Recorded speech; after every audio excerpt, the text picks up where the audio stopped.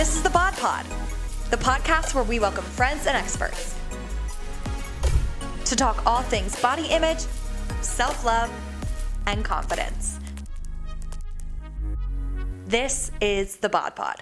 Hey BodCon, I'm Rachel K. Grimm, your resident hype girl and host of the BodPod, here to talk all things confidence, how we find it, keep it, and grow it. And today I think we have some guests that are really going to help us with that whole process of confidence, our body confidence. Today we're chatting with therapist Deb Schachter and executive coach and former Olympic athlete Whitney Otto, the authors of Body Image Inside Out, a revolutionary approach to body image. I want to tell you a little bit more about these ladies before we dive in. Deb Schachter is a leading clinician in body image and eating disorder recovery. She brings 30 years experience, authenticity, and compassion to her work, while also training other therapists and health professionals on her transformative methods. And Whitney Otto is an executive coach and facilitator, host of the Untrained podcast, author and world champion rower with over 20 years of experience in leadership development and personal transformation. These are dynamic women, and I'm so confident our conversation is going to be exactly that, and we're going to dive right into it. So Deb and Whitney, thanks so much for being here on the BodPod. We are thrilled to be here, Rachel. Yes. Thank you so much for having us. Of course. Your book is entitled Body Image Inside Out, a revolutionary approach to body image healing. And before we talk about the inspiration behind your book, I want to know in just a few words, what is so revolutionary about your book? I love that question.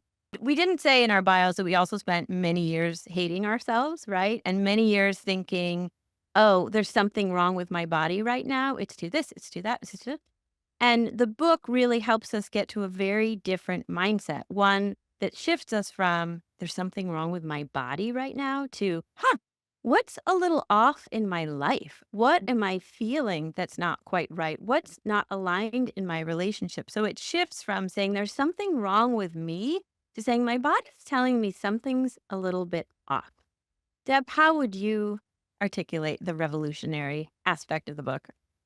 I think that's great. I think what I would add, a couple things. One is this idea that we actually have a relationship with our body image, as opposed to thinking about it that our body image is just something that lives in our head and tells us things, that there's actually a relationship there to be cultivated and really supported, and is something dynamic that can actually evolve over time, and we can build muscles to kind of help us be more skillful in that relationship.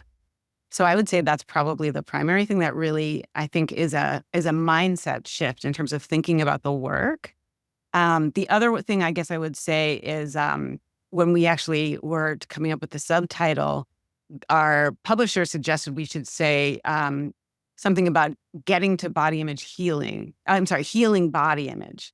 And we both had a chuckle and sort of said, you don't heal body image, right? It's a practice, just like yoga or meditation. It's a practice. It's not a place you land. So I think that second part is also really important in terms of thinking about this work as ongoing and one that we really tend to. And the one thing you can count on in your life is your body's going to change. And your feelings about it are going to change. Yes. We always talk about the concept of confidence being a journey, right? And it's not something that we just arrive at. It's truly a cycle as well, because as you said, with our bodies constantly changing, our ideas around it constantly change as well. Like, we are ever evolving beings. So it makes sense that our relationship with our bodies would also be evolving, right? I want to talk about that mindset that you both mentioned. You know, something that was brought up to me about your book is you asked the question, how can a negative body image serve you in the short term? You said, Whitney, to kick it off, we both have hated our bodies at times. How have you both come from this place of negative body image to now being women that are empowering others to, as you said, revolutionize the healing of your body image? Well, it really started in our relationship. It started because we had both experienced eating disorders. We were both working in the field, and we were both struggling with negative body image, which is common when you heal and you sort of hit that glass ceiling. And one of the things that we were finding was that when I looked at Deb's negative body image and I could bring my neutrality and my curiosity and compassion and my giggles, she had an entirely different experience of her body image, and likewise with me. So we started to bring that to our clients in work. One thing that people hate to do and love to do is talk about their body image. They like to talk about it in a safe space. Yes. So that was the origin, was that we were like a stand-in for our relationship with one another's body image. And we could bring the things to one another that we couldn't bring ourselves. Deb, what else do you want to say about that? Yeah, I would just say that idea of connection, that we often say that body image or negative body image is an individual sport. And this idea that, we actually wrap the book by talking about having a dream team. This idea that being in connection is such a huge part of the healing. It's not necessarily just like all of a sudden thinking that what you thought was a bad body part is a great body part, but sort of being able to share that experience. And particularly, as Whitney said, the curiosity that comes with it about what might be informing why we think what we do. That there's so many factors that actually get held in this, what feels like this isolated world of body image hatred, and really starting to like get some spaciousness in there and some playfulness in there. So to give an example, you talked about how our body can help us, but that negative body image can be helpful. So, one of the stories in the book is, I've come back from, I was trained to be a lightweight athlete in the Olympics. I was an alternate. I'm retired at the ripe age of 30. My job hasn't taken off. I'm temping somewhere. And all I can think about, aside from my silly, mind-numbing day job, is my body and how it's not fit enough. It's not small enough. Because it was such a focus for me for so long, such an identity. And then poof, that identity's gone. And I'm also divorced. I'm in this huge transition away from my sport and my identity. My work isn't working out. There's so many things that are feeling out of my control. And I'm also feeling pretty dysregulated because the sport really served to give me a sense of regulation. So in that moment, my negative body image saying, oh, Whitney, if you could just get back to that weight, or, oh, Whitney, if you can just do some more workouts like you were doing, you're going to feel better. So it's giving me hope. And by the way, the entire culture we live in is supporting that, right? Because when I was X weight and I was X body type, everyone was like, you look so great. Da, da, da. Oh my gosh, you're so successful, right? So it gives me hope of how I can get back to a sense of belonging, a sense of some confidence, a sense of identity. So that's an example of how our body image can serve us. And it does it all the time with our clients, with folks in the workshops. And it's that curiosity, again, switching from, I'm hating myself so loudly right now. What else is going on? And I had no training around that, sitting in that temp office way back when. One of the things we love talking about is, and I'm in practice now, so I'm seeing clients and trying this out, exploring it all the time with people, is that people will come in and they'll say, why the hell do I do this all the time? Why the fuck am I in this mindset again and again? And so I often say to them, could we ask the same question without the attitude? Like if you take that, sort of snarkiness out, that's a great question. Why are you still talking about your butt 8 weeks in a row? There's something happening that your butt is saying, and we just need to figure out what it is. Yeah, so it's a really different way to think about kind of that looping is like, oh, the looping is trying to get you somewhere. Yeah. And if we get curious enough, so we always say mindful awareness is where we start. So just being like, I am obsessing about my butt week 8, right? And then being curious, what else is going on? I wonder what else I might be thinking about if I wasn't. Yeah. What would I be thinking about if I wasn't thinking about my butt? And then like, how can I get in there with a little kindness and compassion? And that's what Deb gets to do day in and day out, is be that compassionate, curious witness. And Whit also mentioned hope, which I think is really important, because I think so many people feel so much shame that they feel the way they do about their bodies, especially, in this culture where we sort of know there's so much, media and fat bias and all this stuff. Like, why am I still thinking this way? This isn't a value of mine. This isn't something I judge others on. And sort of bringing that curiosity and really getting underneath there and trying to help people translate, oh, this is actually hope for you. Some part of you thinks that if you get the better butt, something in your life will be different. And so it really kind of gets this much more expansive way of looking at this, instead of this sort of one-dimensional way of thinking, like, if I just look this way, everything would be better. Yeah. So we always say, just for listeners, the 3 things to practice when your negative body image is really loud is, how can I just describe the situation without the attitude?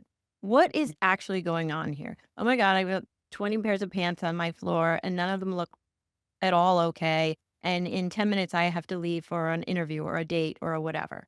Yeah. Right? So just describing it. Oh, nothing seems to feel right. I'm anxious. I really want to feel confident or whatever, intelligent at this meeting. Just describing it. And then like, that's really interesting. What else is going on? What are the stakes about when it comes to this meeting or this interview or the date? Like, what does it mean to me? What's so important about it? If I get the right pants, who do I think I get to be?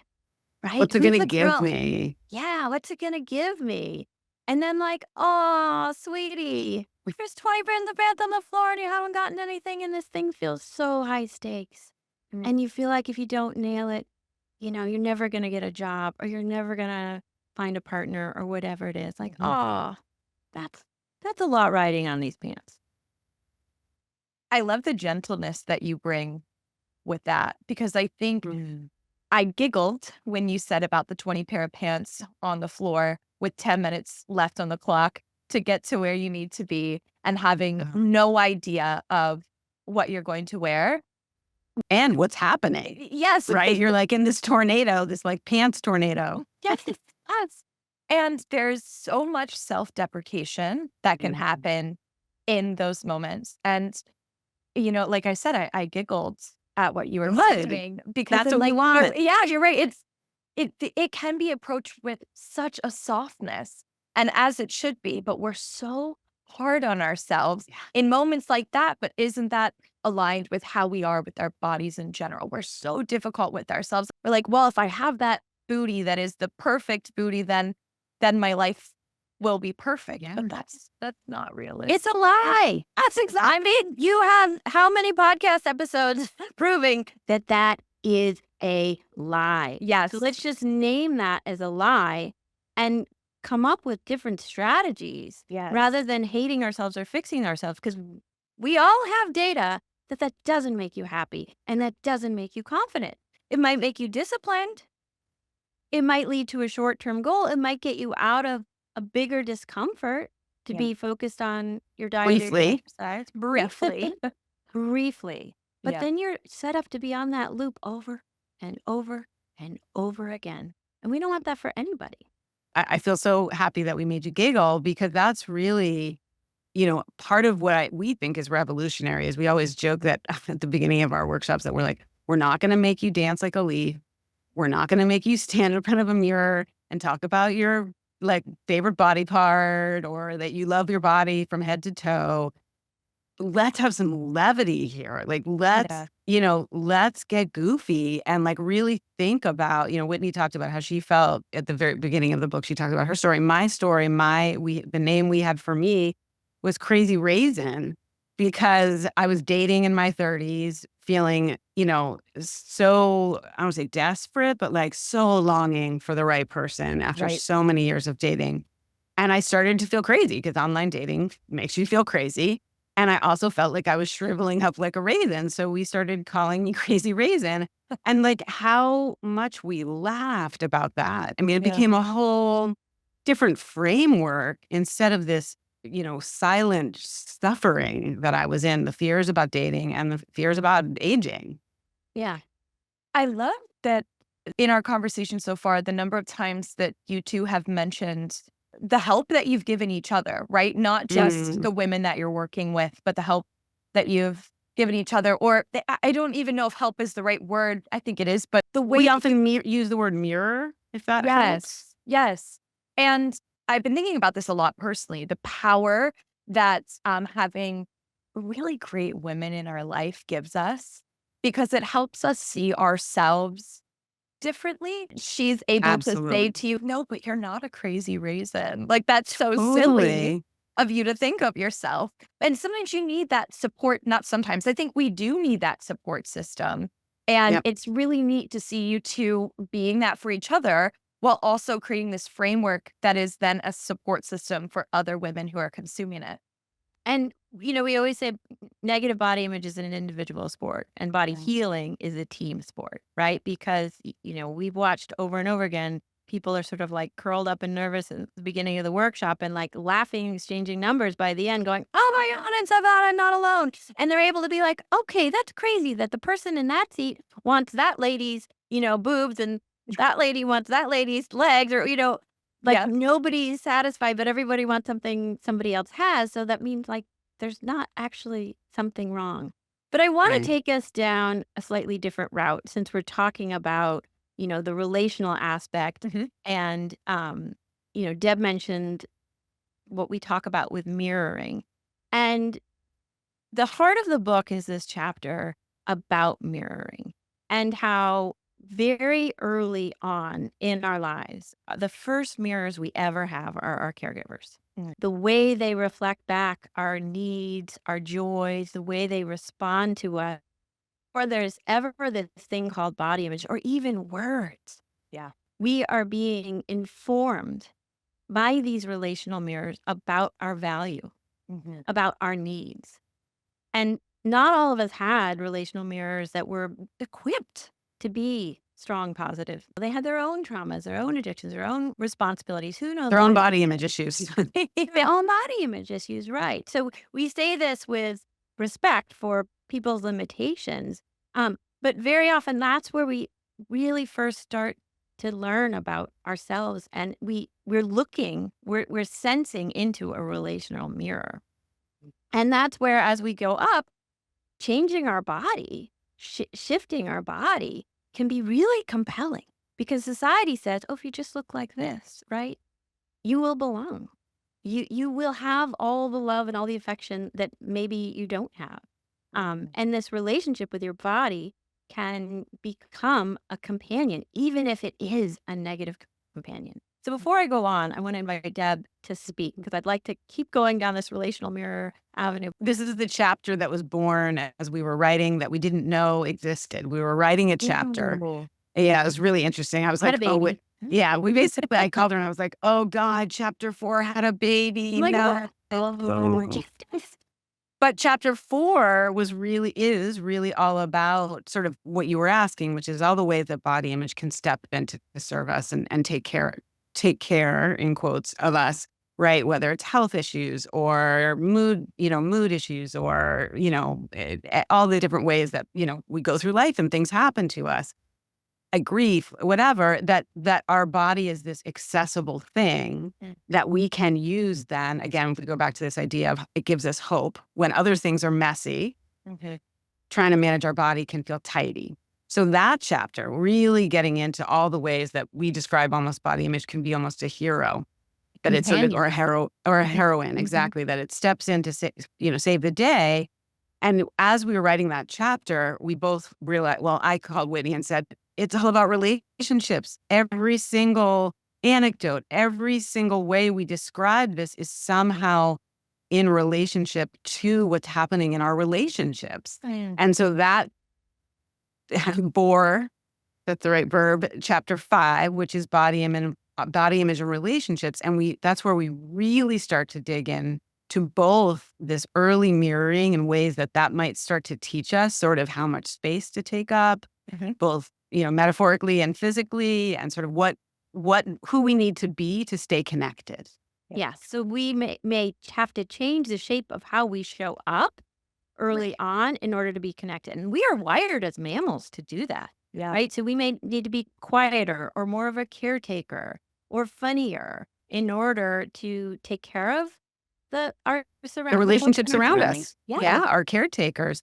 And that often then sort of moves into the body image stuff Yeah. because that stuff may work to some extent, but it may not really tend to what we're feeling, which is disconnected or unseen or invisible or needing to be someone we're not, inauthentic. So body image then is like this sort of second line of fire to really, our bodies are the second line of fire to start to really try and manage when these relational experiences are off. And my favorite part of the chapter is when we really bring it to the here and now. And we talk about when you're in an interaction with someone where it really isn't feeling right. And all of a sudden you're like, God, these pants feel tighter than they did when I put them on this morning. Or all of a sudden I'm thinking again about going back on that diet, or that there's something that's happening relationally that's really informing how we feel in our body. So And that makes us start to feel like there's something wrong with our body. I went down this road, Rachel, because you started talking about, gosh, I'm just thinking how valuable it is to have women around you that like see you in a light that reflects back all your positive qualities. And our favorite exercise from this chapter is the relational mirror exercise. When you are feeling into the relational mirror of this friend, that colleague, that relative, how do you feel about yourself? If suddenly your pants are too tight and you leave kind of feeling icky, that might mean how they see you, what they're reflecting back, doesn't feel good. Yeah. So feeling a little uncomfortable in our body image is something to listen to. And so we always say, get curious. Who are the 5 people you spend the most time with, the 10 people you spend the most time with? How do you feel in their presence? What is the relational mirroring that's happening there for you? You know, I have learned, I know on my confidence journey and through women I've talked to in my personal life, and then people that I've spoken to on the podcast, that our body confidence is so much bigger than our body, right? Yeah. And I love that that's Exactly. what you're saying is it is these relationships that we have with other people, but also our relationship with ourselves and so many other big parts of our world that then come back and impact how we see ourselves, and that it can tell us so much more about ourselves and help us figure out what's Exactly. going on in here. It's about more than what our body looks like, because our Yes. body is actually has so much information in it. But Yeah. when we're like, I need to change you, I need to fix you, Yeah. we don't get to listen to what our body is saying or Yes. perceiving or knowing. Right, exactly. So, the way that we think about it is if we can actually get in there, it's a much more multidimensional experience. It's not this two-dimensional, how do I look in a picture? How do I look in a mirror? But there are all these other, as you said, it's housing all these other things, our stories, our traumas, our fears, our longings. And that's why we talk so much about the leaning in, that Yeah. so many people are like, oh God, my body image, it's in a shitter, or it's in the closet, and this is the opposite of that. It's saying, and this is what another thing that, I think we would say is revolutionary is like, go towards it, check it out, see what it has to say. And my favorite parts are when I'm sitting in the room with people and we start to really translate what their body image is saying. And often the words they're using are words that actually apply in the greater context of their lives, and they don't even realize it. So they'll say, my arms are jiggly, or my thighs aren't firm enough. And I'm like, great. So let's talk about jiggly and not firm. What else is happening in your life? Yes. And it's amazing what you see happen. I've had clients say, oh my gosh, we were just talking about how my, partner never listens when I set a boundary. And now all of a sudden we're talking about firmness. Well, that's interesting, right? That Yeah. these words can actually, become really gems to really start to build out and to learn more about. And I think one of the gifts Deb gives her clients is that so often we sort of group all of our sensations into too big or too this versus like, well, wait, what actually does it feel like? oh, it's Yeah. kind of jiggly, or it's kind of warm, or it's kind of, you know, getting that curiosity, that connection, because you can't figure out how to describe your body without connecting to it, without Mhm. listening to it, Mhm. right? And I think all this happens in stages. So, if someone's listening and they're like, I don't know what my body image feels, it takes, it's layers. Like we said, it's a practice Mhm. and it takes time. And if wherever you are in the spectrum of this journey is fine, is Yeah. good, is okay. And this journey requires companionship and companions. So, but one of the more advanced stages is getting curious about our sensations and seeing, as Deb so brilliantly has been doing with her clients, seeing how it relates to the broader picture of their life. You mentioned mirroring. We're talking about the relational aspect. And you said even at your conferences, women will say, oh, I love her legs. I want her legs. Yeah. Or I wish I had her legs. I'm curious, when we are on our own out in the world, using your framework, how do we mirror and connect with other women to help improve the way that we see ourselves without creating spaces of deprecating self-comparison? Did you just open the jealousy door? I was just in This is our question. Accept from your plan.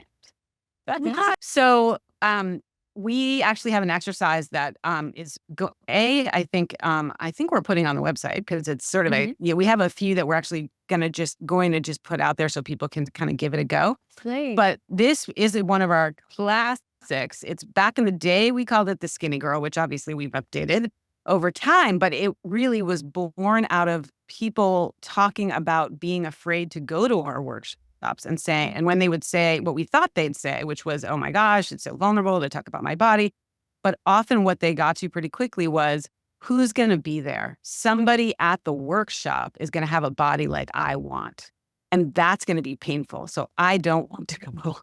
And so it sort of spurred this whole other way of thinking about, so what is happening inside for this person? So over time, we've evolved the name. We now call it pedestal person because people so often talk about comparing, especially when you're just out on the street doing your thing. Yep. And there's somebody at a party, there's somebody at the gym, and you start to have this kind of revved feeling, right? And what starts as what starts as sort of curiosity, like a little bit of like zhuzh, moves into envy and then shame really quickly. Yes. So one of the things that we love to do is to actually slow it down and start to have them, again, lean in and get curious about what they're jealous of. Because what often starts as somebody's butt or legs or shoulders or style is much deeper.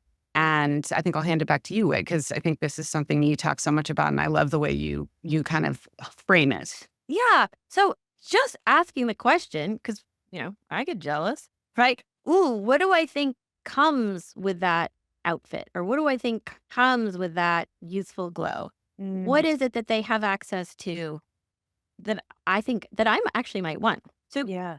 it's like that person, that thing that we want is like a portal into something else, and being curious about what ooh, I bet that person is like super organized and has like a really diverse closet. And I bet they like spend a lot of time enjoying getting dressed. And then they go to this super fancy job and whatever it is. And then they meet their friends afterwards. And so what is it about that I'm attracted to?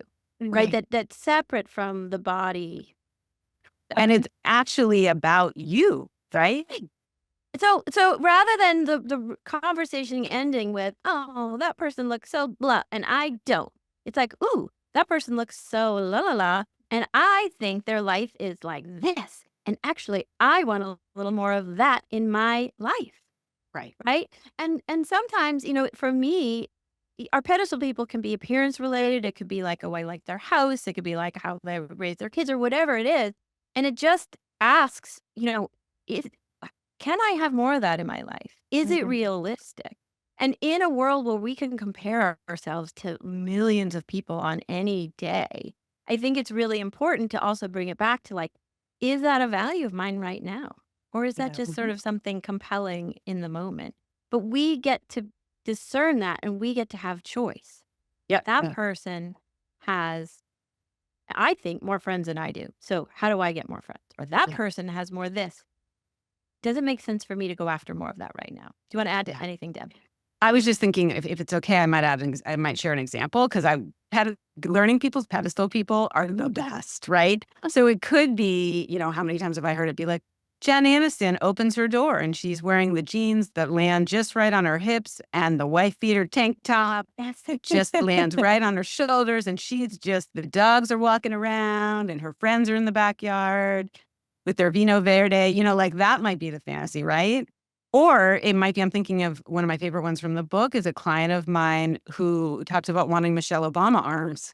And like when we broke that down, it was actually about having a mom who was really verbally abused by her dad and yet was this really successful woman in science. And my client was also on that path as a woman in STEM. And she sort of had attributed it to a professor of hers who had these great what she called Michelle Obama arms.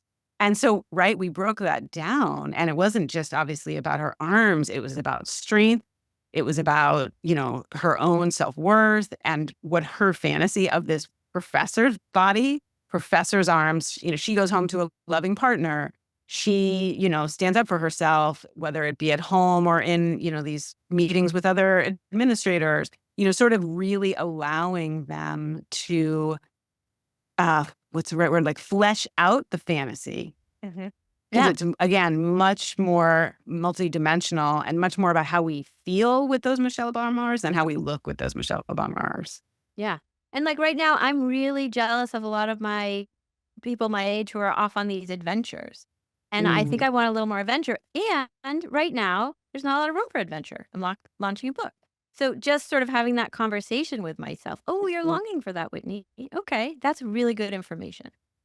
I think one of my biggest takeaways from this conversation already is the peeling back of the layers and helping yourself understand what the things you feel really mean in your life as a whole and not just your body. And in healing all of these other places, you're able to also be on this healing journey with your body image.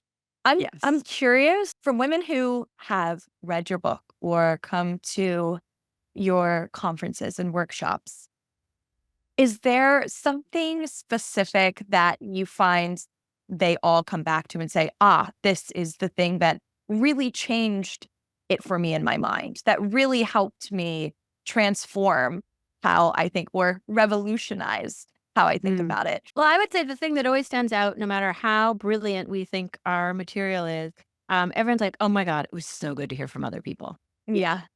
Yeah. Yeah. I'm not alone. We have a very lengthy evaluation we do at the end of every workshop because we're always learning. Yeah. And that is by far the thing we always hear. I am not alone. So I'm not alone. right, which is part of why we wrote the book, because we feel so strongly about having people feel like they are not alone in these questions and in these, explorations. Yes. The other thing I guess that came to mind for me, one that just came actually from our last workshop, which I loved, and it kind of goes back to where you were before, which is this idea of sensations, that our bodies, two things, that our bodies and even our body image, even our negative body image is a hero, is a total reframe for most people. So I think that's huge. I think for people to think, even when I'm yelling at myself, or what we say is sort of like your body image has a megaphone and it's screaming in your ear, it's trying to help me in some way. Yeah. That is a total game changer. And that's what we have more time for in the workshop, to really dive into people's personal stories and help them see that. It's a little harder in this space, but that's what can happen It's magical. It's really magical. And it's magical. Sometimes I'll do demos towards the end where I'll either decode someone's body part. Actually, there was a great one where a woman in the group talked about, this was her second workshop. And the first time she left, she said, I feel like my stomach is like out there. It's like, why is it all of a sudden all over the place? It's out there. And that was the phrase she kept using. And because I see her for individual therapy, we started talking about it. And then she actually brought it to the second workshop. she had just put it all out there. She had done a demo in the group, and that was the language it's this whole idea of like being exposed, Right. which was a very, I think, powerful experience. But for her to get up in front of a room and say, I'm going to explore what it is about my belly that I've been carrying my whole life, the messages I've had, the wishes for it, the ways I've hated it. No wonder it felt like she felt out there. It felt out there. All of a sudden, it felt like someone had switched her pants when she wasn't looking. And I will say people talk a lot about mothers and families and the things that Yeah. get passed down. I mean, Yes. that probably doesn't Yeah. surprise you, but that does. Yeah, lots of the language we often use is family currency. That often size is a family currency. And again, it's not about, really criticizing as much as bringing curiosity, these sort of ancestral, generational beliefs that people have about, again, maybe great-great-grandparents who needed to manage their own stuff by being fit or being on top of their body or exercising in a certain way. So that gets passed along. So really learning about how to heal some of that sort of generational trauma, really. That's showing up in body image. Yeah, exactly. Yeah. Again, every single thing that you touch on goes back to something bigger beyond the body. Exactly. You asked before, which is another one of my takeaways that I hope, people can really just get curious about, is the sensations. In the book, we have a list in chapter 3 that really, we didn't originate it. It exists in the world, but we've sort of continued to build it as we hear people's stories, is that what we think might be happening in our body as in our bodies changing are often sensation. So tingly, buzzy, heavy, right? I mean, how often are we experiencing something heavy and all of a sudden we feel like we're heavy or we're weighted down or, whatever the language might be. So even starting to get curious about what might be more of a sensory experience that then becomes a perceived body change experience. Wow. Yeah. And I always say, if you don't believe that what we're talking about in the book is true, you have your own evidence, because everybody has had the experience of being like, hey, I look pretty good. And then you go to work or school, and then, 2 hours later, you're like, oh my God, I look terrible and I've gained 20 pounds or whatever it is. Yes. That's not physically possible. It's that you feel differently, and it's informing your body image. Exactly. That something's happened, a relational something, so you could just be, hearing something on the news and your body shifts, right? Yes. You start to sense it. And again, the body steps in and it's like, hey, I got it. Why don't we think about changing it? And you won't be feeling bad anymore. Yeah, I'm all set. I just love that you're giving women the power to better understand where these sensations are coming from, because I think it is so easy to live in those sensations or feelings and to become those are one true. with them. Yes. Yeah. Yes. We are that. Yes. And as we Exactly. said at the beginning, it's a lie.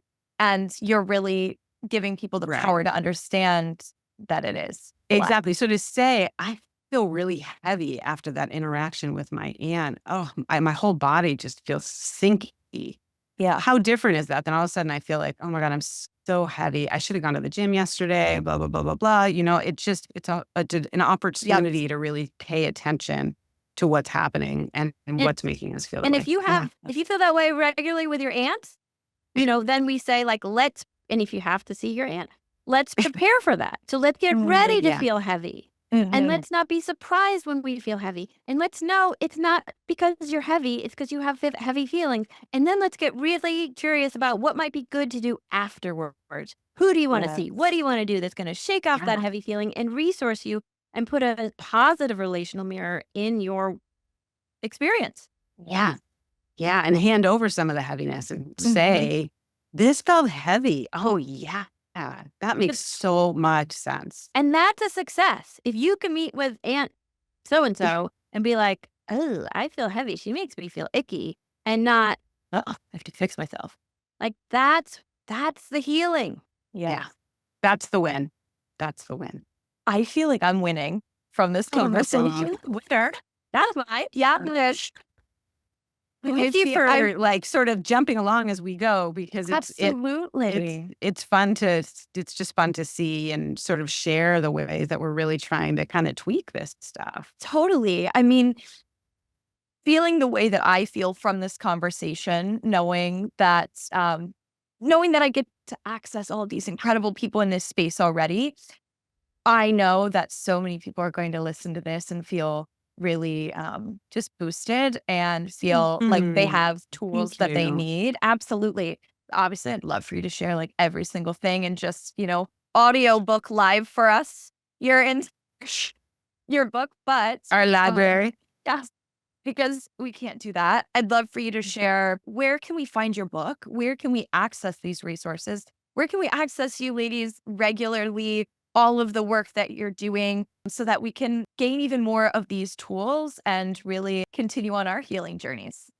And I'll say, yeah, I'm going to let Whitney handle this one, because I feel like she's done such a great job with our social media and all of that. But I guess I just want to say too that what we talk about is we're still learning. Yeah. So that's part of what we love, is we've learned so much even since we finished the book. I feel like the more we talk about the book. So we hope to continue to be doing this in that way, that we're constantly learning and we're wanting to share that learning as we go. So that's part of the sense of community too that we hope to bring. Yeah, we wrote about our experience sort of with our size, and now we're aging. So now we have to deal with that. The book body image, more and more chapters. Exactly. So the book is Body Image Inside Out. We have a website, bodyimageinsideout.com, and you can see all of our workshops and free offerings. We have Instagram at Body Image Inside Out. And we have a number of free and low-cost workshops coming up, because we really want to be able to share these tools with a wide audience. And the book comes out October 29th. Yeah. Can I add just a couple things? Yeah. We are going to be doing our first full day workshop in the spring, which is feedback that we get a lot. We often do sort of half days, and we'll do a chapter or two, or kind of a intro, like Body Image Inside Out 101. So we're going to do our first all day in March of next year. So we're super pumped about that. And ultimately we're hoping to do even a longer weekend next fall. Cool. The workshops themselves too, that we have a lot of these intros that are really just a chance to kind of like hear a little bit more, experiment a little bit more, get, put your toe in and see how it feels and see what you think. So that feels like a nice way maybe to explore, because I think a lot of people they love the idea, and then it feels a little scary. So it's a nice way to kind of just check us out a little bit. And we always really give people lots of space to kind of speak as they feel comfortable or not. Awesome. You are putting yourselves out there so much to allow other people to put themselves out there and figure out what the heck is going on so they can live a better life, Yeah. Yeah. So Rachel, I would just love to know, what is your biggest takeaway from today, and what are you going to practice? This is a great question. Honestly, the concept of the getting ready spiral and being like nothing fits.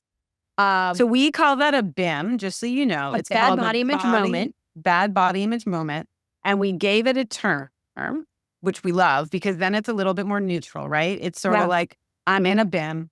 That's what's happening, rather than, oh my God, I have the power pants. I just want to let you know that, because it's a nice way to flag when these spikes hit. I'm in a BIM. And then we have all kinds of ways to sort of manage the BIM. But back to you and your BIM. Yes, I think the BIM and knowing how to talk myself through it and giggle at it is huge for me, because I am sure you ladies understand what I'm saying. When I find myself in that, I'll be like, Rachel, you're better than this though. You've been through this, these things aren't true. So why are you allowing yourself to be here? How did you get here?